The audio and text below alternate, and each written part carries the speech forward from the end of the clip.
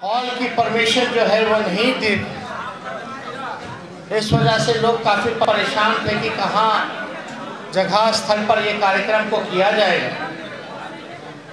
हमने बताया कि हमारा आवास में हॉल है वो खाली है, वहीं आप जो है कार्यक्रम को कीजिए। और हमारे पास समय, क्योंकि आप लोग जान रहे हैं कि बिहार विधानसभा चल रहा है, लेकिन आज छुट्टी का दिन है। असम हो, बंगाल हो, हर जगह चुनाव है, इसलिए व्यवस्था को देखते हुए हम सब लोगों की कोशिश थी कि कहीं ना कहीं से कैसे भी थोड़े देर के लिए भी हम लोग जो है समय हम लोग निकाल करके आप लोगों के बीच आए और रविदास जी के चरणों पर श्रद्धा के सुमन जो है वो अर्पित करने का काम करें। रविदास जी कौन थे, कितने महान थे, ये हमको आप लोगों को बताने की ज़रूरत नहीं है, लेकिन ये हम सब लोगों का ड्यूटी है, फ़र्ज़ है कि उनके बताए हुए रास्ते पर हम सब लोगों को चलना है। उनकी जो विचारधारा रही, उस विचारधारा को अपने जीवन में हम लोगों को अमल करने की ज़रूरत है।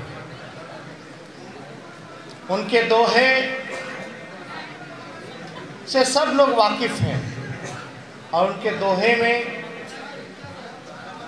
एक संदेश छुपा हुआ रहता है, जिस चीज़ को हम लोगों को गौर करना है और अमल करने की ज़रूरत है। इस कार्यक्रम को करने के लिए सभी लोगों ने पुरजोर जो है मेहनत किया है। हम शिवचंद्र राम जी और उनके टीम को ढेरों बधाई देते हैं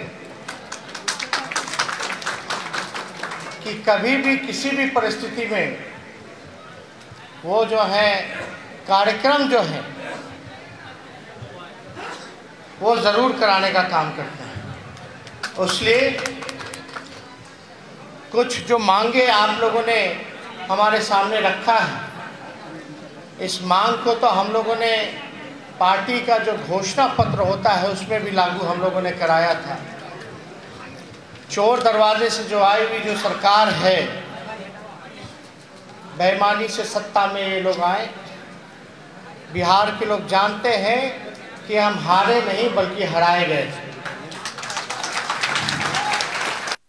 अभी गरीब की सरकार होती तो इनमें से आधा से ज़्यादा जो डिमांड है अब तक पूरा हो गया होता।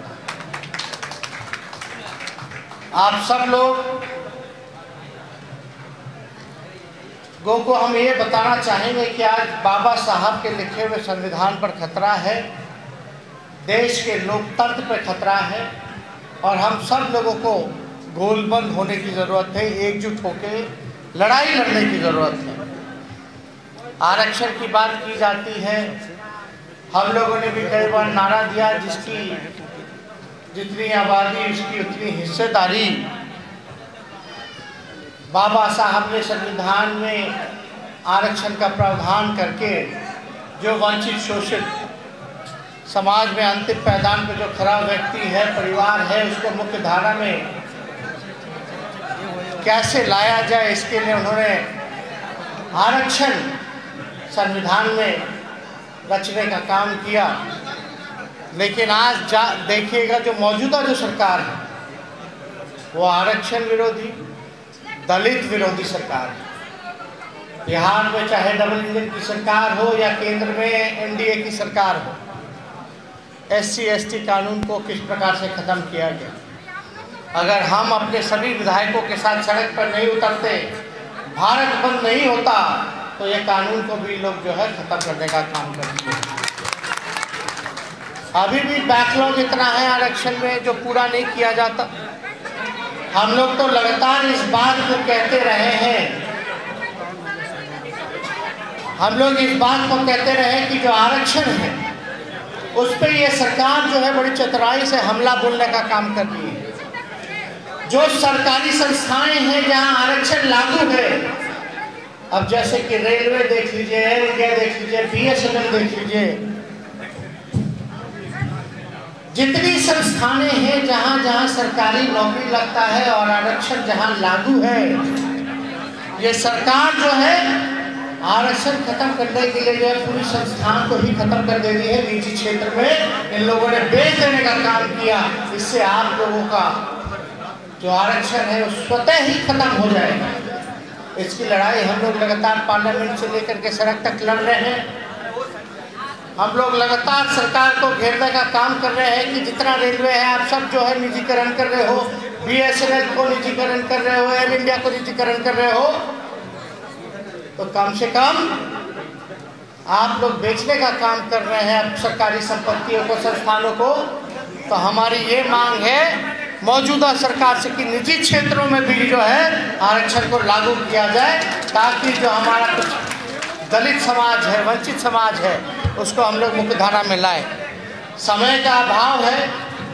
12:50 में हमको फ्लाइट पकड़ना है। लगातार एयरपोर्ट से कॉल आ रहा है। हम लोग चाहेंगे कि ये कार्यक्रम जो है आप लोग स्थिर से इत्मीनान से बैठ करके जो है कार्यक्रम को चालू रखें। और सभी यहाँ अन्य वक्ता हैं, सब लोग जो है अपनी बातों को, अपने विचारों को आप लोगों के सामने रखेंगे।